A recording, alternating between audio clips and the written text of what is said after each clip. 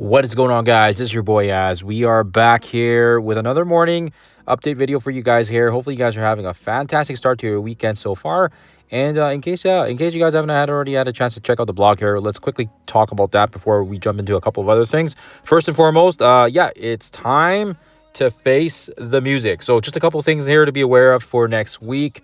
We've got the second week of the Mending Monsoon, which is like basically the next chapter for the Age of Fear. And again, as we've seen previously this week, there was also a little bit of a nerf to the nodes there in terms of the training materials. It wasn't anything like a huge value that it would be missed, but they are clawing back on things, and of course everything is starting to add up, and I am very interested to see here what the second week's going to look like, and as to where they may or may not have been taking it from other spots and putting it back somewhere else. But yeah, clawing back resources is not the way to go right now, so that's the way it goes.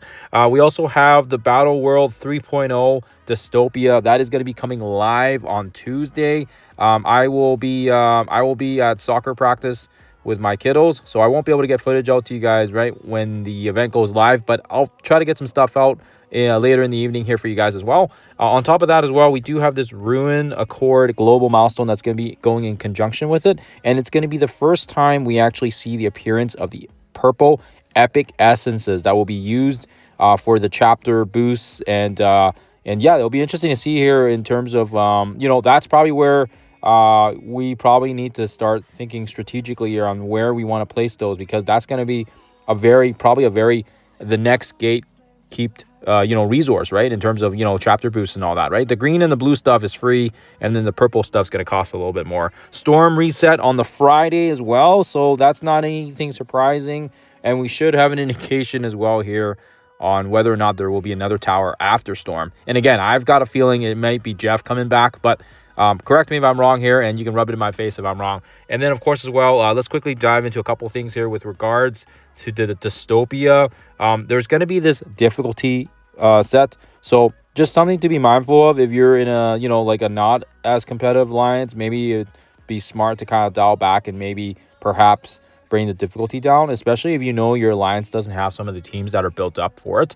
I myself am the alliance leader for my alliance, and as far as I'm aware, we've always ran all the battle worlds at max difficulty, and then if it was too hard, then we can dial back, but we've never really dialed back, so we'll probably just go at it at max and we'll go from there, I guess. Yeah, it does say here that it looks like they are going to require, basically, I think they were saying G21s. Where was that? I read that somewhere. It was somewhere in there. I don't know if I want to go back here. But yeah, anyways, this Ruin Accord global milestone, epic essences. So again, it will give us an opportunity here to get some of those in the global milestones. And hopefully there's no issues with this global milestone like the last one we had. So we'll have to see. Only time will tell here, obviously, with anything these days. So okay, we'll see how that goes. And then, of course, as well, like I said, there's going to be the new floors for Storm, and that's kind of it. We've got the Surfer Breaker event going on right now as well, just to be aware of. And I also want to talk to you guys. I will go in game here, but I do want to talk to you guys quickly about this Eclipse convergence event. It's actually very, very good. Like it's fairly free to play, and if you have been hoarding your ISO 8 energy, guys, this is the time to unleash it. So unfortunately, it does suck if you're one of those individuals that haven't been hoarding it. But yeah, even on my baby account, we have a little bit hoarded up, but not to that amount. But yeah, there's some good G20s in there. There's a good amount of purple ISO 8s for Blue Marvel as well. So obviously a very, very good event. And even if you don't get those milestones, there's actually a ton of gold and some other goodies in there, especially if you're kind of working towards the Winter Guard teams and some other stuff as well here. So overall, I would say it's a very, very good free-to-play event. We also have the what is it? We also have this this strike pass that's coming as well. That's going to be for the Shadow Conclave with shards for Malekith, High Evolutionary, and of course as well for Executioner. So very, very interesting to see here. And probably the most important point I want to touch up here is this flash event, right? Currently right now in game we have the pay event, whatever it's called. And yeah, unfortunately, it looks like they are getting rid of these flash events, so that's going to be a little disappointing. but the payday event has always been a good source of gold for myself. And yeah, we will have to see what they do here in terms of, they said they're going to have other events that we're going to place these, but every single time they've touched events, whether it's been arena, whether it was like for example the revamp to Cosmic Crucible, everything that they've touched and redone feels like to me they've kind of nerfed. So I'm not feeling very good about it, but you know what, let's see what they do first before I jump to conclusions. But nonetheless, like I said, it's a little disappointing that they don't just leave these things in there and then just add to it versus trying to scrap things altogether. So yeah, it's a little disappointing here from my side. But again, like I said, there's going to be these new purple essences, and of course as well, don't forget to claim the Friday free claim stuff as well. It's just some points for the milestone if you're interested in the leaderboard. But yeah, let's quickly jump in game here so we can chat about a couple things here.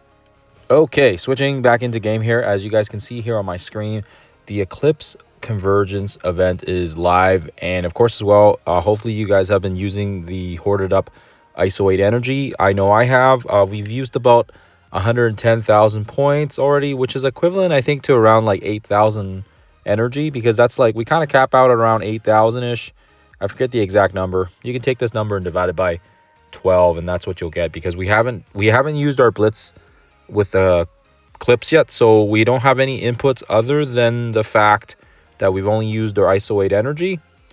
So that's pretty cool there. And I will mention the fact as well here that as you guys can kind of see, we've already collected some of the milestones, but what's important here is kind of the first bit where we've actually already collected quite of these RP20 orbs as well. So this is going to help for your Professor Xavier, and of course as well some 7 reds for people that might have missed it later on. But as you guys can see here, the next one for 13 should be another massive 60,000 worth of these fragments. So overall, even if you didn't have energy hoarded up, I feel like for the most part, at least the G20s will be fairly accessible here, especially because we are going to have around 10 days.